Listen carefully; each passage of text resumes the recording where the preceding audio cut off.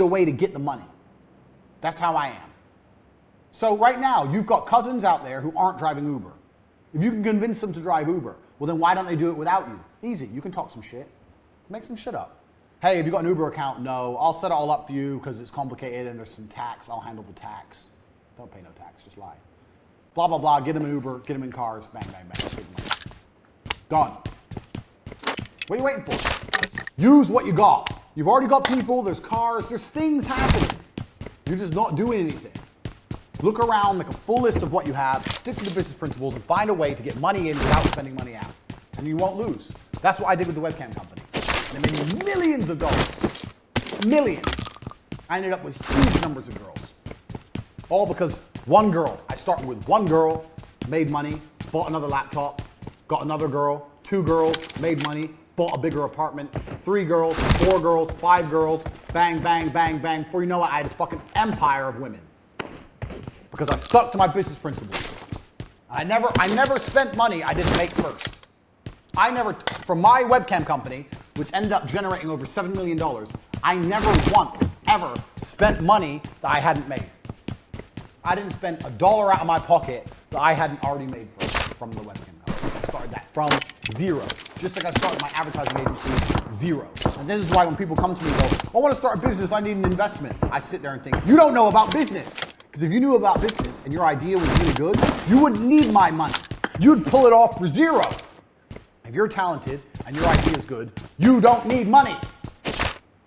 So if you can't make it work for zero or for very little, then it probably wouldn't work anyway and you just lose a whole bunch of money. Because if it would work, if it's a good idea and it will work, then money will start coming in fast and you'll have the money you need.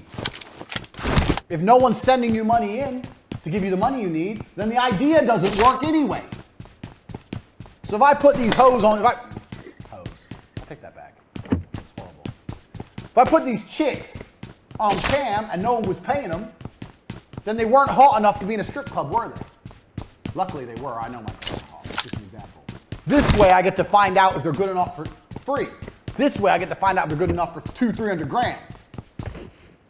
Think about it. Use what you've got. You've already got shit out there, you're just lazy. Point 10, staff. I know a lot of people who are starting companies or they want to start business and the first thing they say is, I need an assistant, or I need this, or I need that member of staff. Staff need a clear objective. So here's the very simple magic rule for staff. Staff either make you money or save you time. That's a clog. Or you don't need them. So, a salesman, a sales staff will sell things and bring money in. You'll be able to sit there and see exactly each week how much money that member of staff made you, and you'll be able to make sure that he made you more than he cost you. Fine.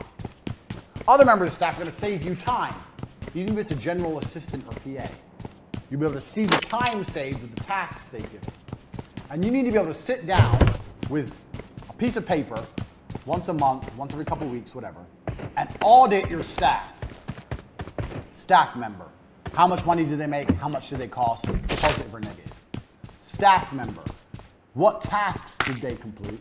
How much longer from my life has it taken me to do those tasks? Is it worth the money?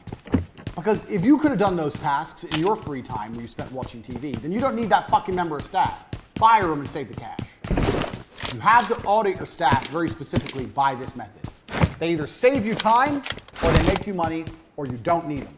Now, anyone who's worked any kind of job knows if you go into any kind of company, most people are doing nothing. I've worked so many jobs, and everyone did nothing. In fact, I had a job at a company selling advertising. After T2 failed, I got a job at another company selling websites and all this kind of advertising. And I spent 3 of my 5 days a week reading Wikipedia because I didn't care. Because I had a basic. It was enough. And by then I was training. I was tired of it. So. And no one called me up on it. No one noticed.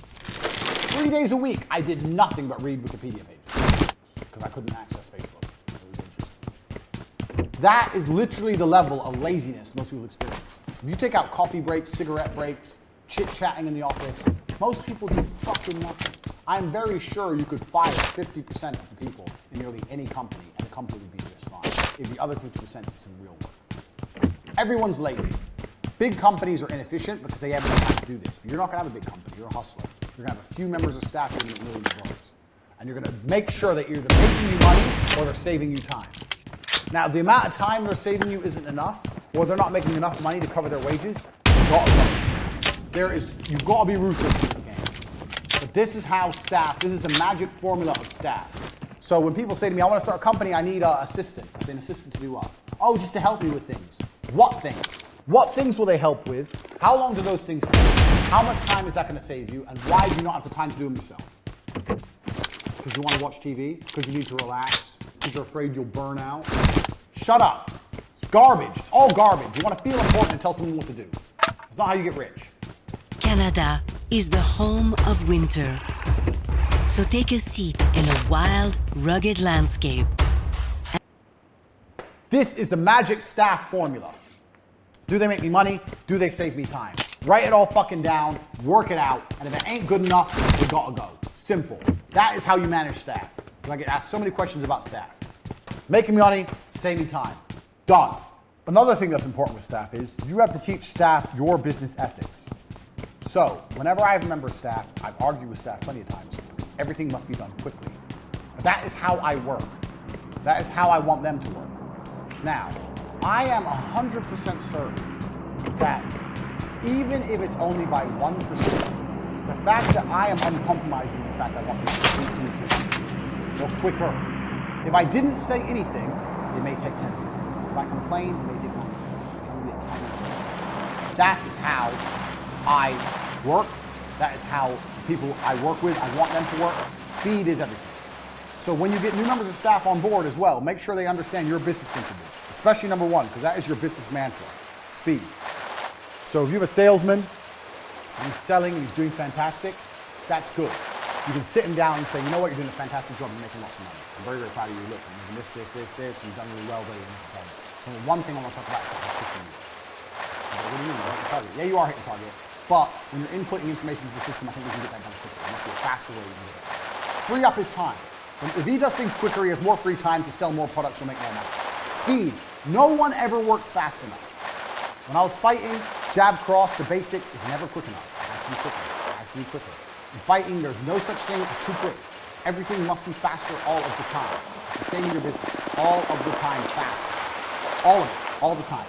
If your assistant is saving you time, if they work faster, they save you more time because they have more time to do more things to save you time.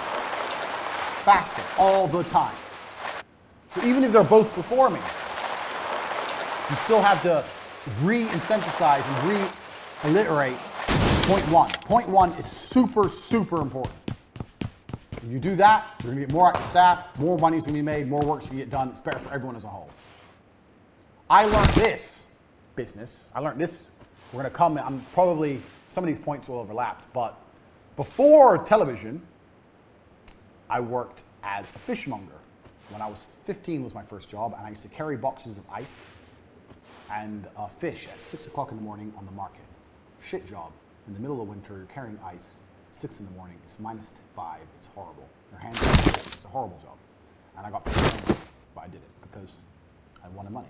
So if I'll do that at 15, your 15-year-old nephew will make a fucking website. So I used to get up at 5, run from where I lived to the town center market, run, because I didn't have a fucking car, work 10 hours, and then run home.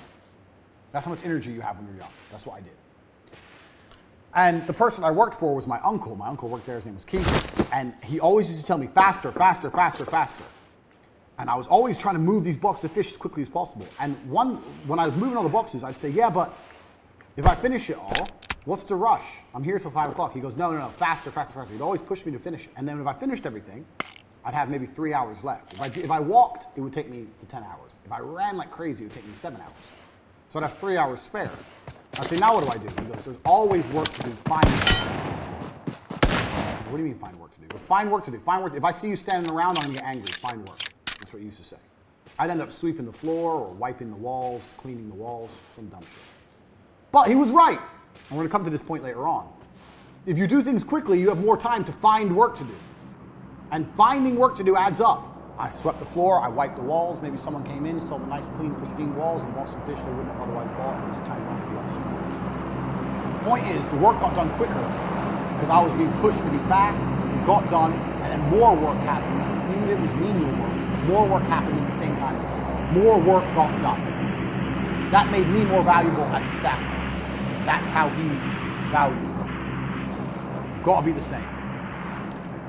Right. That's the first 10 lessons. We have 90 more. The first 10 lessons of the Hustlers University. I bet you're sitting there already and your mind's blown. You're sitting there like, whoa, I've learned so much. I didn't think of it that way. Tate, you're a genius. I know. We have 90 more. We've just begun. If you've watched this video once, I recommend watching it 2 or 3 times. These things need to sink in like second nature to you. You need to be able to recite them one by one.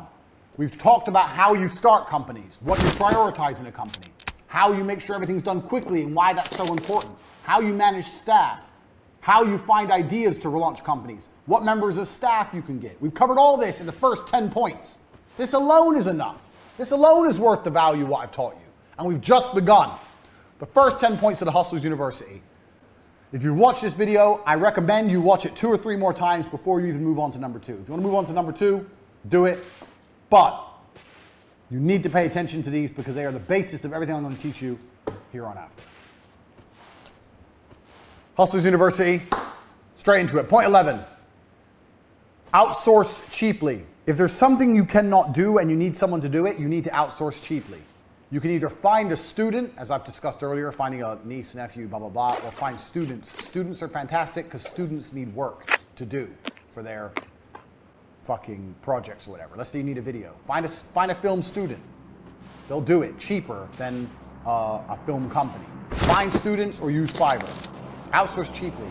And never, point 11 is, never hire, if you can avoid it, please do.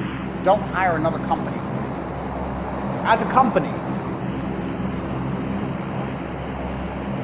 beautiful diagram.